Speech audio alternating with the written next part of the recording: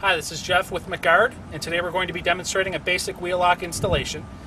Most important thing to remember when dealing with McGard wheel locks is that the lock should always be the last thing applied to the wheel and the first thing removed. What we're going to do is start by removing one of the standard lug nuts from the wheel.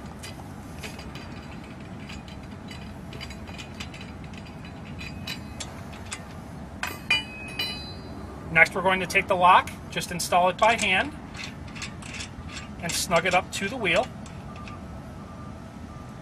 Next, we're going to take the key, just engage it into the lock, and then while torquing the lock, we're going to want to use a torque wrench. In the case of this vehicle, we recommend the torque setting of the original equipment manufacturer. If it is an aftermarket wheel, we recommend whatever the torque setting recommendation is by the aftermarket wheel manufacturer.